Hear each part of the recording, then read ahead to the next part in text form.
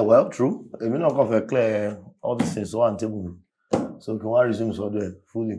But mo fẹ́ kó mọ̀ wípé alẹ́ òní ayàtọ̀ ìdájí òní ní kó àjọ ayàtọ̀. Ó ìwọ ló mọ̀. Ṣé máa lọlé? Okay. Yeah, come in. Honey baby. Ọ̀gá ọ̀pọ̀. Kẹfó wọ́n wájú wọ́n wà fẹ́nu gbá kínní. Kẹfó síkà. Ẹ̀jẹ̀ ńlẹ̀jẹ̀. Kí ló ń ṣẹlẹ̀? Ìgbà wo ló tún bẹ̀rẹ̀ gbèlè? Kò sígbà tá a dáṣọ tá a lè fi yílẹ̀. Sígbà tí mo bẹ̀rẹ̀ náà tí mi bẹ̀rẹ̀, mo bẹ̀rẹ̀ náà nìyẹn.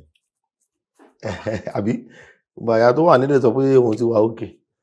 Òun ti bí mẹ́rin, òun ò bí nǹkan kan mọ́. Òdògbé mẹ́lọ lọ́hùn wí. Ìyọ́ náà fẹ́ tara lé gbàdúrà mi. Initially náà 6 mo fẹ́ ṣe, ọmọ ti sọ di 9. Mo lè sọ di football team tó bá wù mí. Màá tún ní àwọn tó máa lórí bench. Àwọn substitution àbí substitute lọ́wọ́. Usman, má sọ fún mi pé lẹ́yìn ọmọ mẹ́rin tó ti bí, èyí tó tún lọ sí ló máa bí méjì fún ẹ. Inshallah bí kúrò àtúnlá.